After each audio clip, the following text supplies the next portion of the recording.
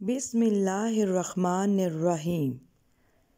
شروع اللہ کے پاک نام سے جو بڑا مہربان اور نہایت رحم کرنے والا ہے۔ علم میں اضافے کی دعا۔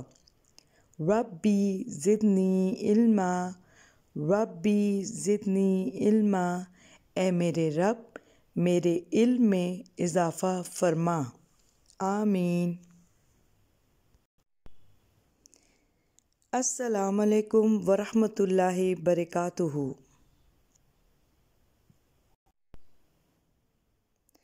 دار Arqam Ghori town class 1 subject Urdu, lesson number 10 عقل مند کسان۔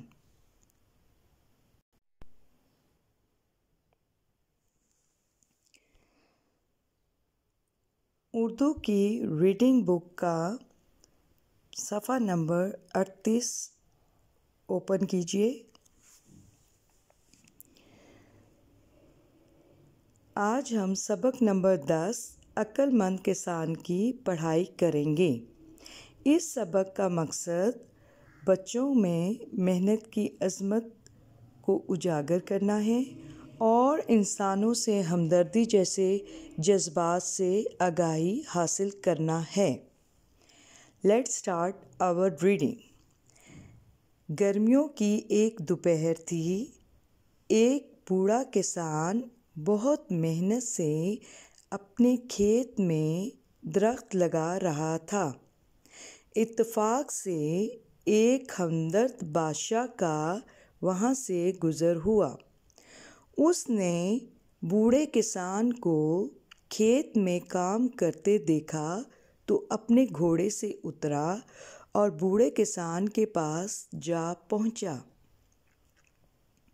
بوڑھے کسان نے جو بادشاہ کو اپنے قریب آتے دیکھا تو گھبرا گیا اور کام چھوڑ کر کھڑا ہو گیا۔ بادشاہ نے بوڑھے کسان سے پوچھا، اے کسان، تم کیا کر رہے ہو؟ بوڑھے کسان نے جواب دیا، اے بادشاہ، میں درخت لگا رہا ہوں۔ بادشاہ نے پھر سوال کیا، اے کسان، تم بہت بوڑھے ہو اور جب تک یہ درخت بڑا ہو کر پھل دے گا تم اس دنیا میں نہیں رہو گے، اس لیے تم اس کام میں اتنی محنت کیوں کر رہے ہو؟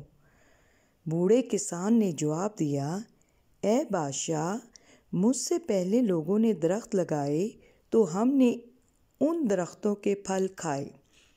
اب ہم درخت لگائیں گے تو ہمارے بعد آنے والے ان درختوں کے پھل کھائیں گے۔ بادشاہ بوڑھے کسان کا جواب سن کر بہت خوش ہوا اور اس کی بہت تعریف کی۔ پیارے بچوں، آپ کو اس سبق عقل مند کسان میں بادشاہ اور ایک بوڑھے کسان کے مکالمے کے ذریعے محنت کی عظمت کو اجاگر کرنے کی کوشش کی گئی ہے۔ ایک بار ایک بادشاہ کا گزر ایسی جگہ سے ہوا جہاں ایک بوڑھا کسان درخت لگا رہا تھا۔ بادشاہ نے جب اس کو کام کرتے ہوئے دیکھا تو وہ اپنے گھوڑے سے نیچے اتر آیا اور اس سے پوچھا کہ تم تو اتنے بوڑھے ہو اور تم ابھی کام کر رہے ہو؟ تو پہلے تو کسان بہت گھبرایا، پھر اس نے کہا کہ اے بادشاہ، ہم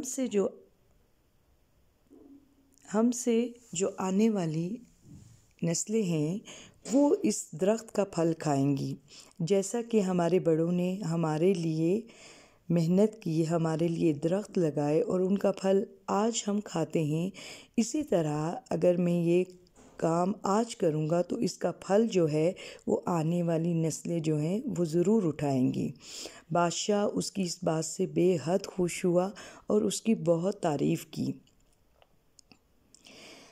امید ہے کہ آپ کو اس سبق کا جو مقصد ہے وہ سمجھ میں آ گیا ہوگا۔ پیارے بچوں، اب آپ نے اس کی دوبارہ سے دہرائی کرنی ہے۔ جزاک اللہ۔